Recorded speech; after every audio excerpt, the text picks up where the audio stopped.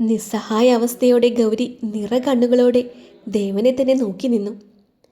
എന്നോടിങ്ങനെ ക്രൂരത ചെയ്യാൻ ഞാൻ എന്താ നിങ്ങളെ ചെയ്തത്? ഷ്, മിണ്ടരുത്. അവൻ അവളുടെ നേരെ ചുണ്ടിൽ വിരൽ വെച്ചുകൊണ്ട് ചെന്നു. ഞാൻ ദേവനാണ്. എന്നെ ചോദ്യം ചെയ്യാൻ നീ ആയിട്ടില്ല. ദേവൻ റൂമിന് വെളിയിൽ വന്നു. ബഹളം കേട്ട് സ്റ്റാഫുകളെല്ലാവരും റൂമിന് വെളിയിൽ തന്നെ ഉണ്ടായിരുന്നു. എന്താ ഇവിടെ? ദേവൻ ഒച്ച വെച്ചതും എല്ലാവരും അങ്ങിങ്ങായി ഓടിമാറി. രാത്രി ഏറെയായിട്ടും ഭക്ഷണം കഴിക്കാൻ ദേവിക വന്നില്ല. ദേവൻ സ്റ്റാഫുകളെ പറഞ്ഞു വിട്ട് ഭക്ഷണം കഴിക്കാൻ വരാനായി പറഞ്ഞു. പക്ഷേ ദേവിക വന്നില്ല. പകലുണ്ടായ സംഭവങ്ങൾ അമ്മയെ വേദനിപ്പിച്ചു എന്ന് മനസ്സിലായ ദേവൻ അമ്മയുടെ അടുത്തേക്ക് ചെന്നു. അമ്മേ, വരൂ, ഭക്ഷണം കഴിക്കാം. ദേവിക വാതിൽ അവന് മുന്നിൽ കൊട്ടിയടച്ചു. അമ്മ, എന്നോടുള്ള വാശി ഭക്ഷണത്തോട് ചെയ്യരുത്. ദേവിക ഒരു മറുപടിയും അവന് നൽകിയില്ല. അങ്ങനെയൊന്നും പറയേണ്ടായിരുന്നു എന്നായി ദേവന്. റൂമിലെത്തിയപ്പോൾ ഗൗരി ഉറങ്ങുകയായിരുന്നു. അവളും ഒന്നും കഴിച്ചില്ല. ദേവൻ വിളിച്ചതുമില്ല. പിറ്റേന്ന് രാവിലെ തന്നെ ദേവൻ എഴുന്നേൽക്കും മുന്നേ ഗൗരി സാധനങ്ങളെല്ലാം പാക്ക് ചെയ്ത് വെച്ചു. പോകും മുന്നേ ദേവികയെ കാണണമെന്ന് അവൾക്കുണ്ടായിരുന്നു. അവൾ ദേവികയുടെ റൂമിലേക്കെത്തി. അമ്മേ. ആ മോളെ, വാ. രാത്രി ഒരുപോലെ കണ്ണടച്ചിട്ടില്ലെന്ന് ദേവികയെ കാണുമ്പോൾ തന്നെ മനസ്സിലാകും. അമ്മേ, ഞാൻ പോവാണ്. എങ്ങോട്ട്? അത് കേട്ടപ്പോഴേക്കും ദേവികയുടെ കണ്ണുകൾ നിറഞ്ഞു. ഞാൻ എൻ്റെ വീട്ടിലേക്ക് പോവാ. വേണ്ട മോളെ, നീ ഇവിടെ വേണം. അമ്മ നിന്നെ ഇവിടെ മരുമകളായി ആഗ്രഹിച്ചു പോയി. മോളെ, നീ പോകരുത്. ഇല്ലമ്മേ, ഞാൻ ഇറങ്ങുവാണ്. ഗൗരി ദേവികയ്ക്ക് അവസാന യാത്രയും പറഞ്ഞുകൊണ്ട് പതിയെ റൂമിലേക്ക് ചെന്നു. അവിടെ നിന്നും ഗൗരിയുടെ പെട്ടിയുമെടുത്ത് അവൾ വീട്ടിലേക്ക് തിരികെ എത്തി. അമ്മയെയും അവൾ കൊണ്ടുവന്നിരുന്നു. എന്താ മോളെ, ഒരു മുന്നറിയിപ്പുമില്ലാതെ? നന്ദിനി തിരക്കി. ഒന്നുമില്ല, ചുമ്മാ. എന്താ നിന്റെ മുഖം വാടിയിരിക്കുന്നത്? ഏയ് ഇല്ല, അമ്മ എന്നെ കണ്ടിട്ട് കുറച്ചായില്ലേ. ആ, അതാവും. അല്ല മോളെ, ദൈവം വന്നില്ലേ? പുള്ളിക്കാരൻ ഇങ്ങോട്ടോ? അമ്മേ, അത് ദേവനാണ്. ഗൗരി ചിരിച്ചുകൊണ്ട് പറഞ്ഞു. അപ്പോഴാണ് അവളുടെ ഫോണിലേക്കൊരു കോൾ വന്നത്. അവളത് അറ്റൻഡ് ചെയ്തു. ഹലോ. ഹലോ, ആരാണ്? ദേവൻ. അവളൊന്ന് പതറി. ആരാ മോളെ? നന്ദിനി ഇടയ്ക്ക് തിരക്കി. ഹലോ, ദേവൻ വിളിച്ചു. ഗൗരി. ആ വിളിയിൽ വലിയ ദേഷ്യമുണ്ടായിരുന്നു. ഹലോ. നീ ഇപ്പോൾ വീട്ടിലേക്ക് തിരിച്ചു വരണം. അവൾ അമ്മയുടെ അടുത്ത് നിന്നും ഒരുപാട് അകലേക്ക് മാറി നിന്നു. ഹലോ മിസ്റ്റർ ദേവൻ, നിങ്ങൾ പറയുന്നത് കേട്ട് നിൽക്കുന്ന ഒരു പട്ടിയല്ല ഞാൻ. Shut up your bloody mouth. നിങ്ങൾ വലിയ ഇംഗ്ലീഷ് പറഞ്ഞ് പേടിപ്പിക്കണ്ട. ഞാൻ ഇനി വരില്ല. Okay Gauri, cool. ഞാൻ പറയുന്നതൊന്ന് കേൾക്ക്. അമ്മയുടെ നിന്നെ കാണാതെ, അല്ല, നീ തിരിച്ചു വരാതെ ഒന്നും കഴിക്കില്ല എന്നാ പറയുന്നത്.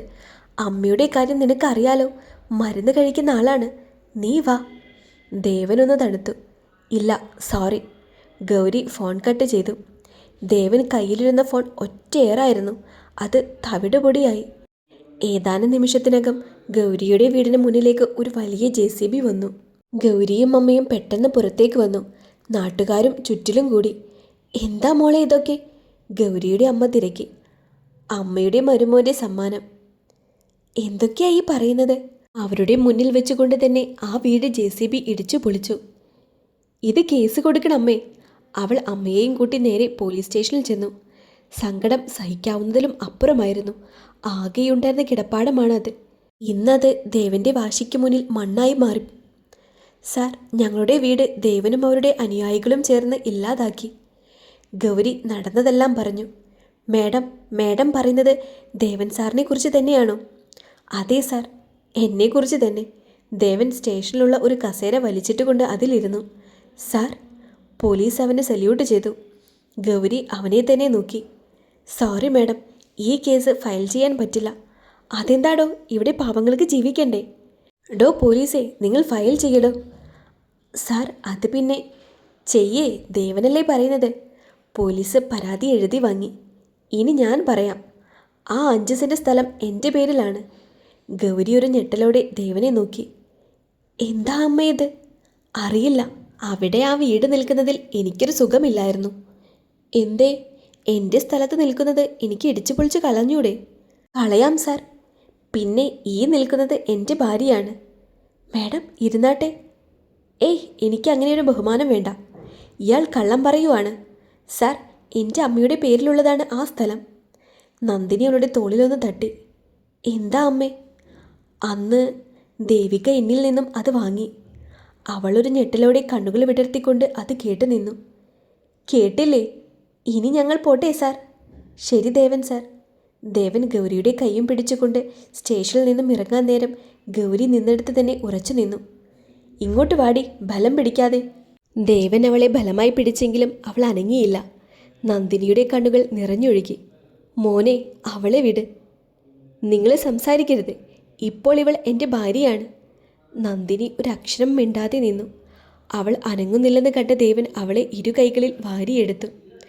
അവൾ ബലമായി പിടിച്ചു മാറ്റാൻ ശ്രമിച്ചെങ്കിലും അനങ്ങാൻ പറ്റാത്ത അവസ്ഥയായിരുന്നു. ദേവൻ അവളെയും വാരിയെടുത്തുകൊണ്ട് കാറിനരികിൽ ചെന്ന് നിന്നു. പറ്റുന്ന പോലെ അവൾ ദേവനെ തള്ളി മാറ്റിയെങ്കിലും അവൻ്റെ കൈകളിൽ അവൾ ചലിക്കാൻ പറ്റാത്ത വിധം ലോക്കായിരുന്നു. ദേവൻ അവളെയും കാറിലേക്ക് വലിച്ചിട്ട് ഒറ്റ പോക്കായിരുന്നു. ഞാൻ കാറിൽ നിന്ന് ചാടും. മര്യാദക്ക് കാർ നിർത്തുന്നതാണ് നിങ്ങൾക്ക് നല്ലത്, അവൾ ഒച്ച വെച്ചുകൊണ്ട് പറഞ്ഞു. നീയൊന്ന് ചാടി നോക്ക്. അവൾ ആ കാറിൻ്റെ വാതിൽ തുറക്കുവാൻ നോക്കി. പക്ഷേ അത് ലോക്കായിരുന്നു. അവൾ വണ്ടിയിൽ നിന്ന് മലറി. എന്ത് തെറ്റാ ഞാൻ നിങ്ങളോട് ചെയ്തത്, എന്നെ ഇങ്ങനെ ഉപദ്രവിക്കാൻ? എനിക്ക് എൻ്റെ അമ്മയാണ് വലുത്. മിസ്റ്റർ, എനിക്കും ഒരു അമ്മയുണ്ട്. ഷട്ടപ്പ്. ഇനി മിണ്ടിയാൽ പിന്നെ ഒരിക്കലും നീ പുറം ലോകം കാണില്ല. ഇത് ദേവനാണ് പറയുന്നത്. അവൾ കരഞ്ഞുകൊണ്ട് മിണ്ടാതെയിരുന്നു. ഇത്രയും ക്രൂരത ചെയ്യാൻ ഞാൻ ഇയാളോട് എന്ത് തെറ്റ് ചെയ്തിട്ടാ? ഗൗരി കരഞ്ഞുകൊണ്ട് പറഞ്ഞു. ഏതാനും നിമിഷത്തിനകം അവർ മാൻഷനിലെത്തി. കരഞ്ഞു തളർന്ന ഗൗരിയെ കണ്ട് ദേവിക അവളുടെ അടുത്തേക്ക് വന്നു. എന്തിനാ അമ്മേ ഞങ്ങളോട് ഈ ക്രൂരത ചെയ്തത്? മോൾ എന്തൊക്കെയായി പറയുന്നത്? ആ ചെറിയ സ്ഥലം എന്തിനായിരുന്നു അമ്മയ്ക്ക്? കോടികളുടെ ആസ്തിയുള്ള നിങ്ങൾക്ക് ഞങ്ങളുടെ വിഷമം പറഞ്ഞാൽ മനസ്സിലാവില്ല. എന്താ മോളെ ഉണ്ടായേ? എൻ്റെ വീട് നിങ്ങളുടെ മകൻ തകർത്ത് കളഞ്ഞു. നുള്ളിപ്പെറുക്കി വെച്ചതാ അത്. മോളെ, ഞാനത് വാങ്ങിയെന്നത് സത്യമാണ്. ഒരിക്കലും അത് ചീത്തൊരു ഉദ്ദേശത്തിലല്ല. എനിക്ക് പറ്റില്ല അമ്മേ ഇങ്ങനൊരാളുടെ കൂടെ ജീവിക്കാൻ. മോളെ, ഇനി അങ്ങനെ ഉണ്ടാവില്ല. അമ്മ വാക്ക് തരാം. ദേവ, മോൾക്ക് നീ വാക്ക് കൊടുക്ക്. എനിക്കെൻ്റെ അമ്മയാണ് വലുത്, അല്ലാതെ ഇവളല്ല. ഞാനെന്തിനു വാക്ക് കൊടുക്കണം? ഇവളെൻ്റെ ജീവിതത്തിൽ നിന്നും പോയാൽ അത്രയും സന്തോഷം. മോനെ, അമ്മയ്ക്ക് വേണ്ടിയാണ് ഞാൻ ഇവളെ കൊണ്ടുവന്നത്. ഇല്ലെങ്കിൽ ഇവളെ ഈ പടി ഞാൻ കയറ്റില്ലായിരുന്നു. ദേവൻ അതും പറഞ്ഞുകൊണ്ട് അവിടെ നിന്നും പോയി. ഗൗരിയും പിന്നാലെ കരഞ്ഞുകൊണ്ടോടി. റൂമിൽ ചെന്ന് അവൾ പതിവ് പോലെ ആ സോഫയിൽ കിടന്നു. എന്തായാലും നമ്മുടെ അഭിനയം എല്ലാവരും അറിഞ്ഞു. ഇനി നിനക്ക് മറ്റേതെങ്കിലും റൂമിൽ പോയി കിടക്കാം. അവളൊരു ഞെട്ടലോടെ ദേവനെ നോക്കി. നോക്കേണ്ട, കാര്യമാണ് ഞാൻ പറഞ്ഞത്. ഇനി ഈ റൂമിൽ ഗൗരിക്ക് സ്ഥാനമില്ല. ദേവൻ അതും പറഞ്ഞുകൊണ്ട് ബാത്റൂമിലേക്ക് പോയി. അവൾ പതിയെ ആ റൂമിൽ നിന്നും പുറത്തേക്കിറങ്ങി. ദേവന് തൊട്ടടുത്തുള്ള ബാൽക്കണിയുടെ അടുത്തുള്ള റൂം എടുക്കാമെന്ന് അവൾ തീരുമാനിച്ചു. അത് വൃത്തിയാക്കാൻ അവൾ ആളുകളെയും ഏൽപ്പിച്ചു. രാത്രിക്ക് മുൻപ് തന്നെ അത് വൃത്തിയാക്കി നൽകി. ദേവൻ്റെ റൂമിലുണ്ടായിരുന്ന അവളുടെ സാധനങ്ങൾ ഓരോന്നായി അവൾ ആ റൂമിലേക്ക് മാറ്റി. അത്രയും വലിയ മുറിയിൽ ഒറ്റയ്ക്ക് കിടക്കാൻ അവൾക്ക് പേടിയായിരുന്നു. ഭക്ഷണം കഴിച്ചു കഴിഞ്ഞ് അവൾ നേരെ ദേവൻ്റെ റൂമിലേക്കാണ് ചെന്ന് കയറിയത്. അല്ല, ഞാനിതെങ്ങോട്ടാ? എനിക്ക് അപ്പുറത്തേക്കല്ലേ പോകേണ്ടത്? ഇന്നും വന്ന് വന്ന് അതൊരു ശീലമായി. അവൾ അടുത്ത മുറിയിലേക്ക് നടന്നു. ഇതെല്ലാം പിന്നിൽ നിന്ന് ദേവൻ നോക്കിക്കണ്ടു. അന്ന് രാത്രി എങ്ങനെയൊക്കെ കിടന്നിട്ടും അവൾക്ക് ഉറക്കം കിട്ടുന്നുണ്ടായിരുന്നില്ല.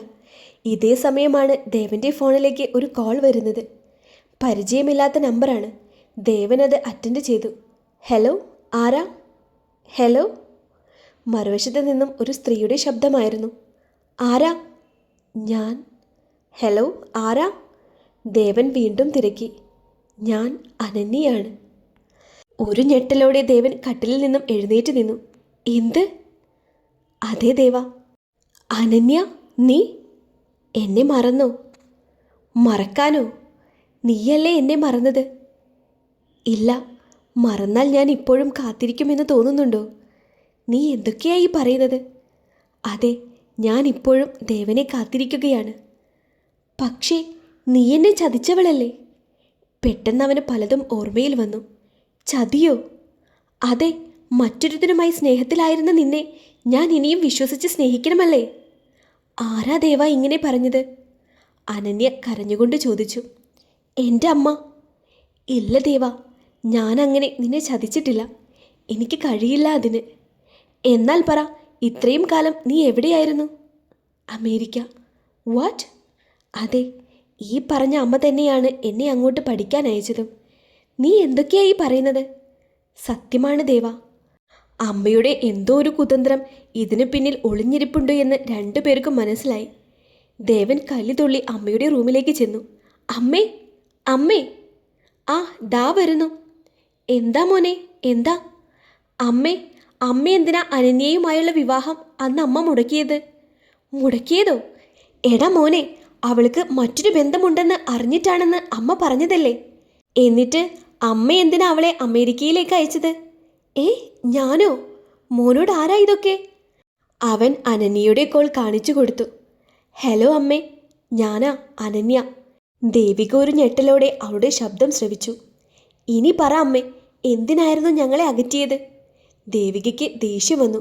അതെ, ഞാൻ അകറ്റി. എനിക്ക് ഇഷ്ടമല്ല അവളെ, അത്ര തന്നെ. നീ ഇപ്പോൾ എൻ്റെ റൂമിൽ നിന്ന് പോ. ദേവിക ഒച്ച വെച്ചു. പോകാം, ഒരു കാര്യം കൂടി പറഞ്ഞിട്ട്. അനന്യ ഞാൻ വിളിച്ചാൽ വരുമെങ്കിൽ ഞാൻ ഇങ്ങോട്ട് കൊണ്ടുവന്നിരിക്കും. നടക്കില്ല ദേവ, ഇവിടെ അവളെ കൊണ്ടുവരാൻ പറ്റില്ല. പറ്റും, ഇത് ദേവൻ്റെ വാക്കാണ്.